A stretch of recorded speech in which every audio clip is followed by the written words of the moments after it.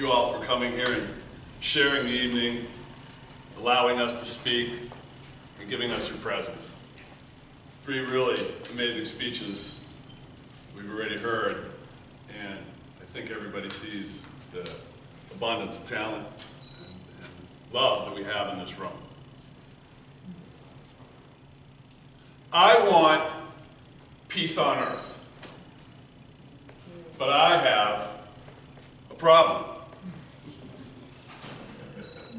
My problem is I have a really hard time asking for what I want. Last week, we did a round-robin feedback for one of our better speakers who was really, really great in front of the room. And I gave her the advice, try maybe being a little bit more vulnerable. She replied, what does that look like? I didn't really have an answer. A little while later, I scribbled down on a piece of paper and handed it over to her. Be the message. Don't just give the message. At the end of the meeting, 2 other members came to me and said, what did you mean by that comment? I didn't really have a good answer. And then finally, a 4th member came to me and said, Jan, I think that was a good message for you. That's my bad Russian accent.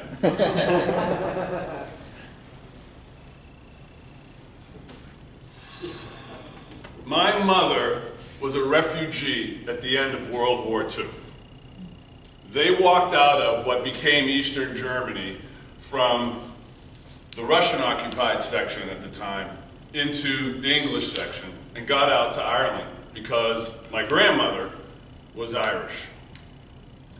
Their house had been burned down and they were on the road with tens of thousands of other refugees.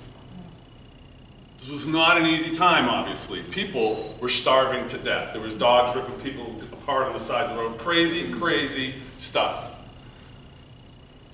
I grew up with a story about that time, about dinner on the road with my grandmother and her 4 daughters under the age of 10, being a cracker, maybe, for each of them with a piece of cheese.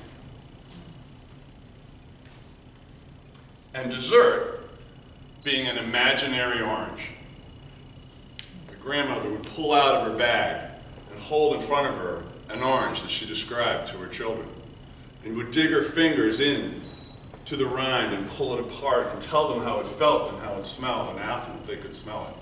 And divided that orange into pieces and handed it to her children and asked them to close their eyes and imagine eating that slice of orange and the sweetness and tanginess that filled their mouths.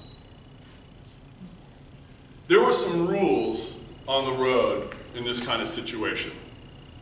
And one of them is, you don't ask anybody for anything. Everybody is literally trying to survive. Food is sacred.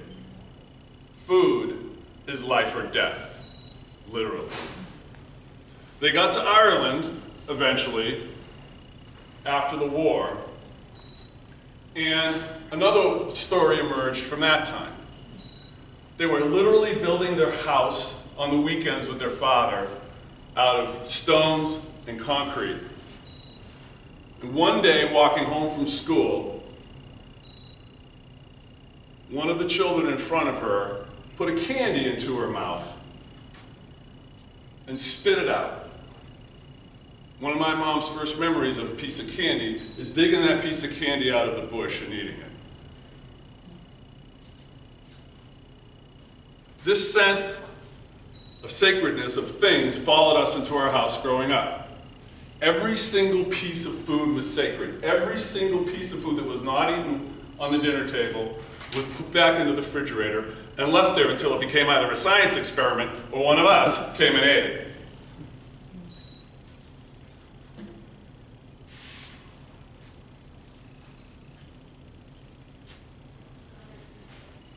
I remember being a little boy.